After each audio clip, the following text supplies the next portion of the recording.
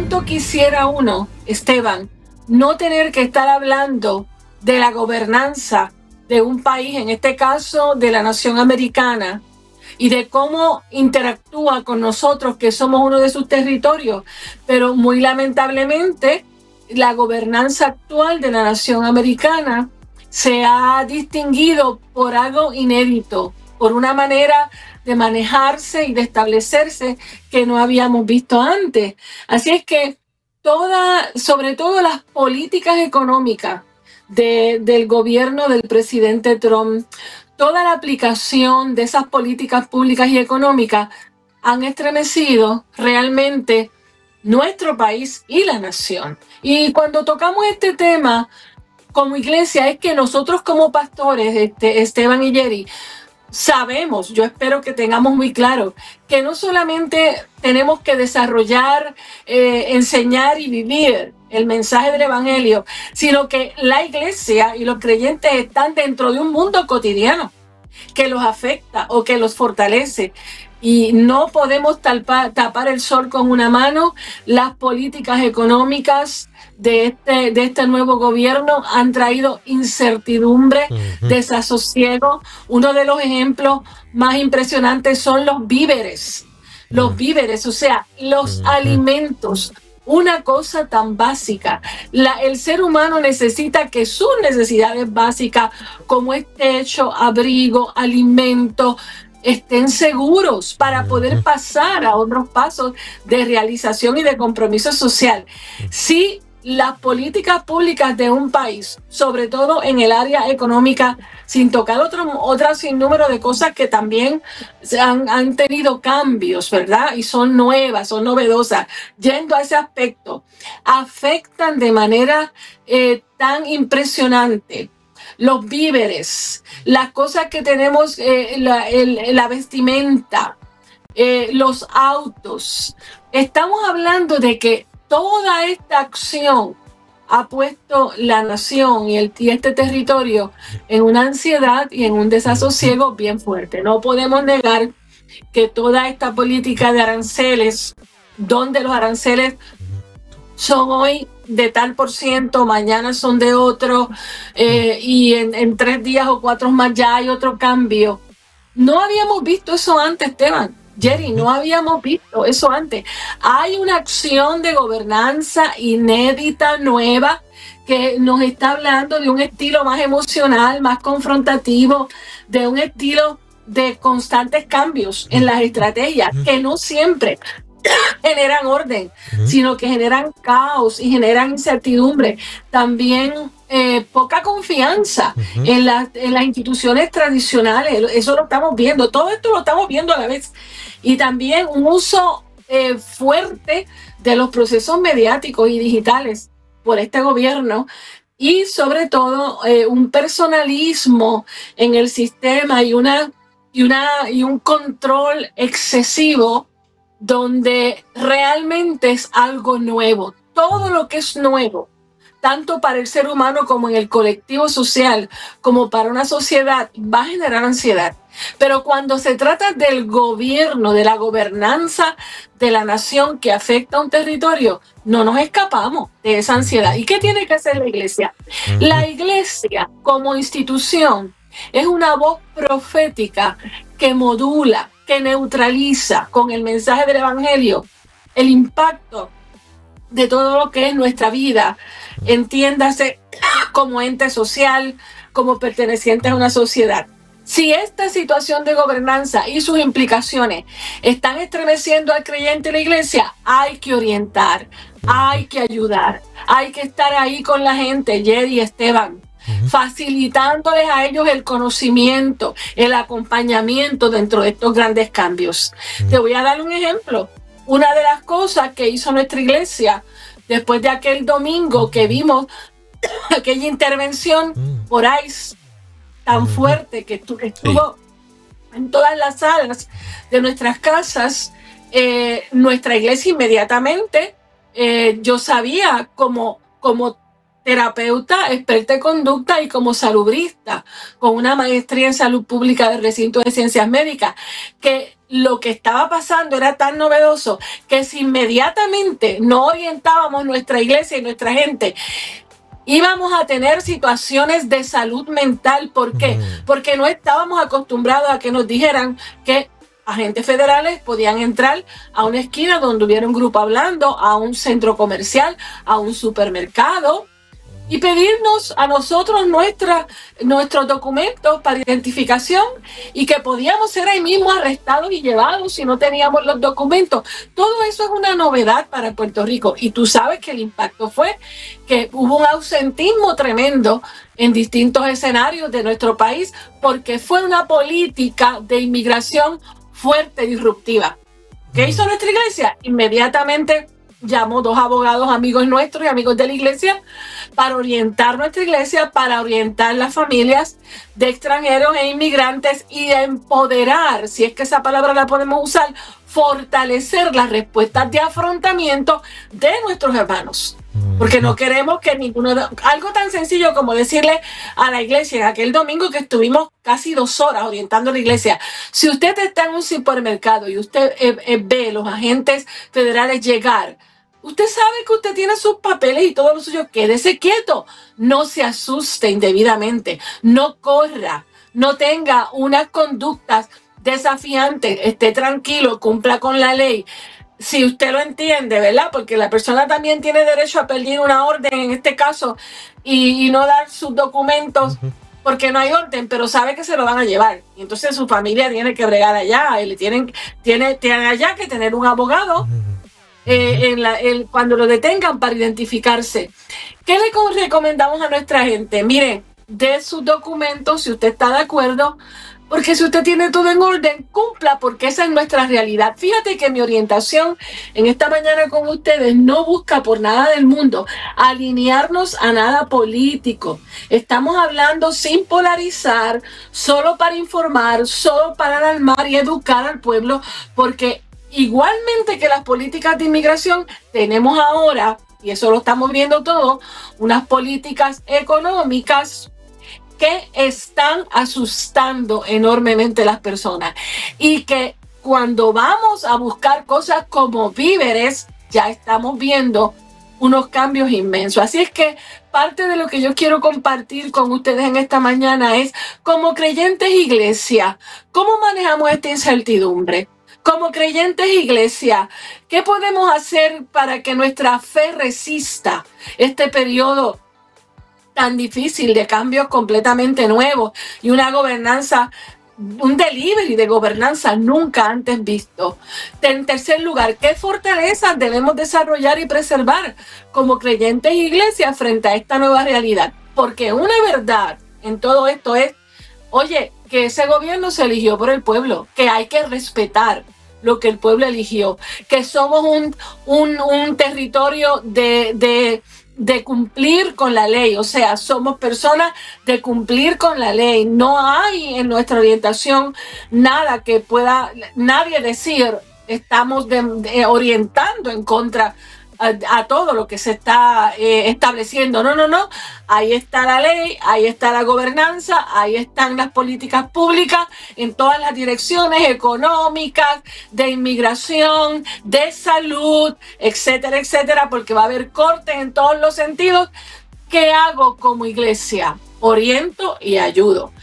Antes de darte esos pasos, te comparto que nuestra iglesia ya está preparando con una contable que hablé con ella, sumamente cristiana, de una CPA extraordinaria, junto con una dietista, nutricionista. Estamos estableciendo uno de los domingos finales de mayo para orientar la iglesia en términos de cómo manejar el presupuesto y la liquidez frente a los cambios económicos que vienen.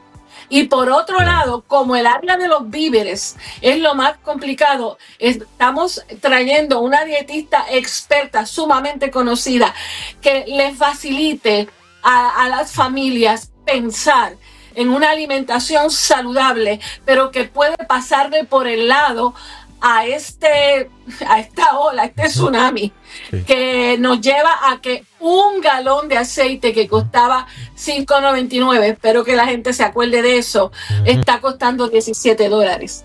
Y un aceite de oliva que lo comprabas por 12 o $10, estamos hablando de 20 y tantos. Así es que hay una realidad. La iglesia no se distrae frente a esa realidad.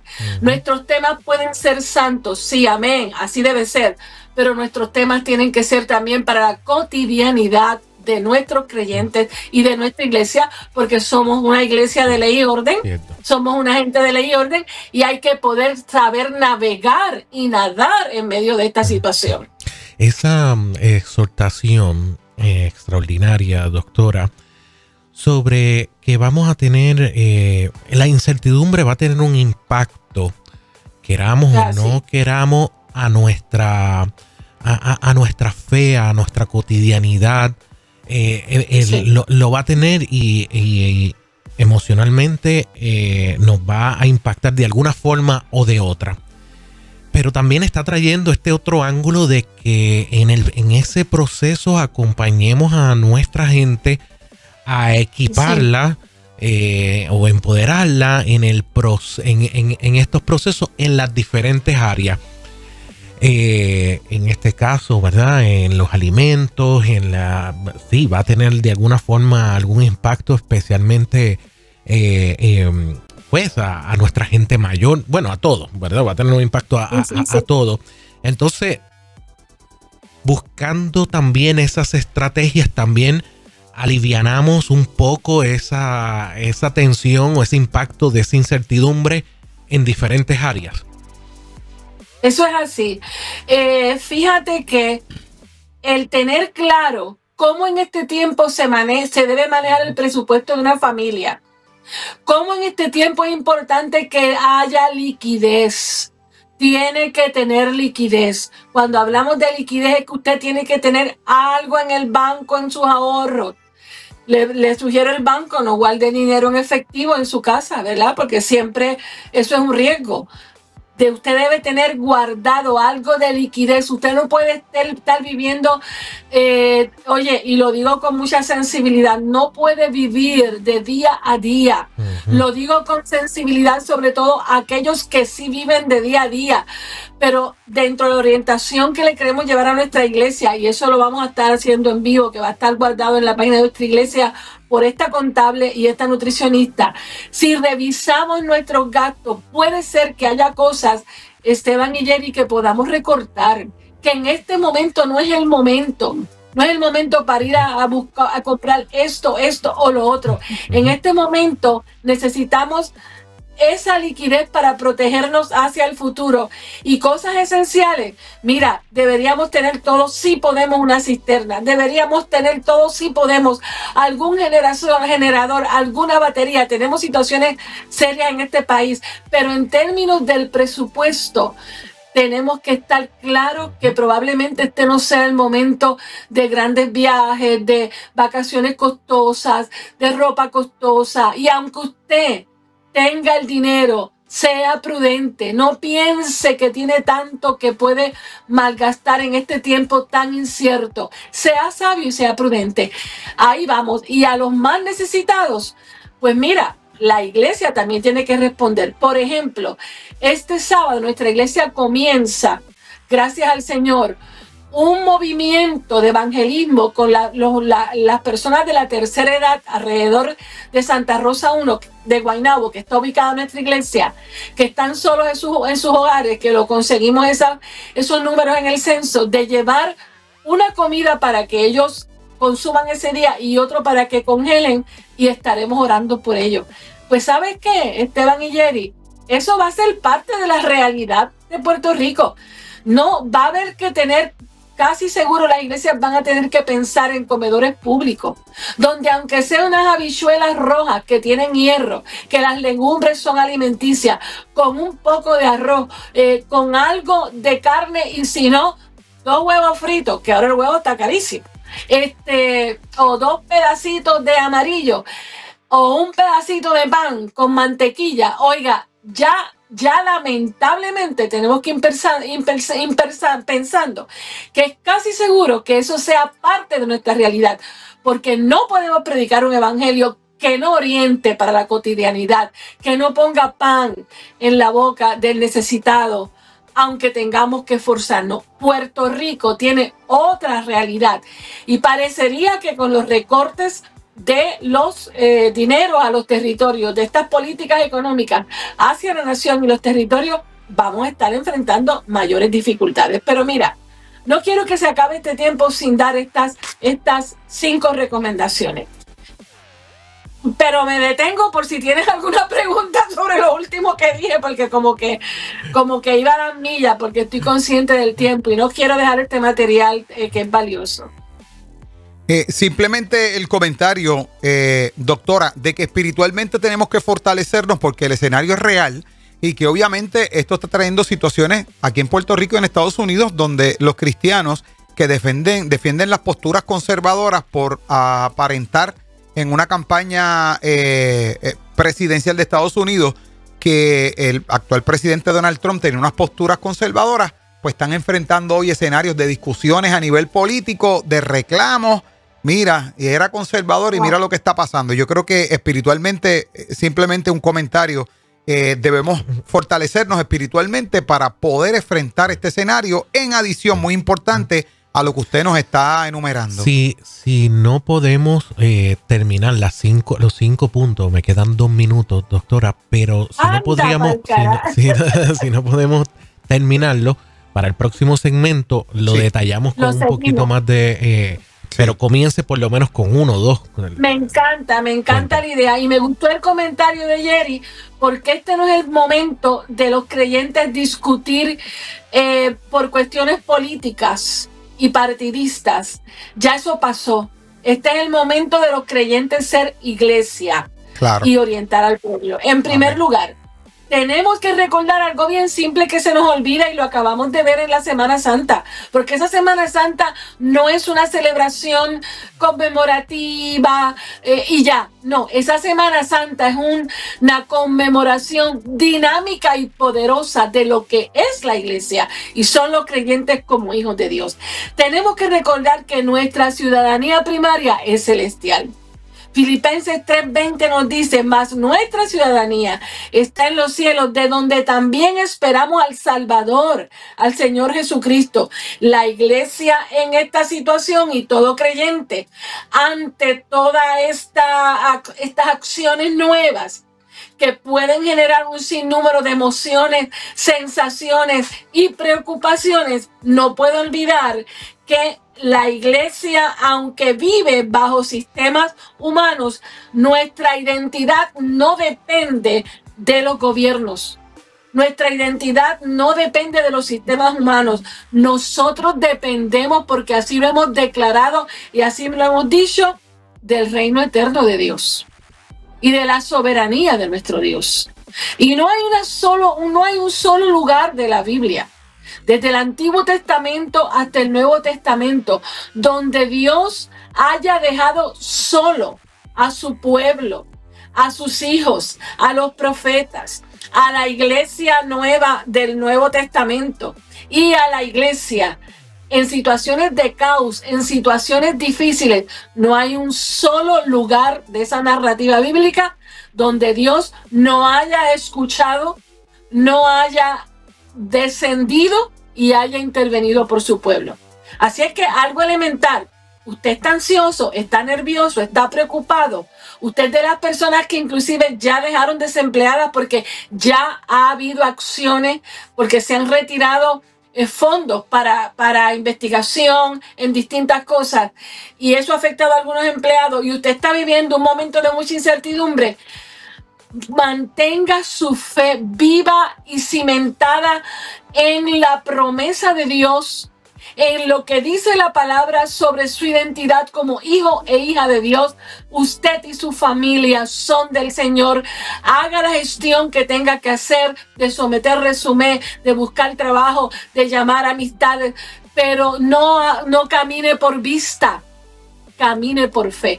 De hecho, la fe que resiste la incertidumbre se basa en las promesas de Dios. Y la historia bíblica, Jerry y Esteban, está llena de ejemplos de cómo el pueblo de Dios, sus profetas y sus líderes, bajo imperios como Egipto, como Babilonia, como Roma, mantuvieron la fe, resistieron, y aún en esa situación Dios los cuidó, Dios les suplió, Dios los prosperó, y ellos fueron una lectura de enseñanza para ese lugar. Por ejemplo, José en Egipto.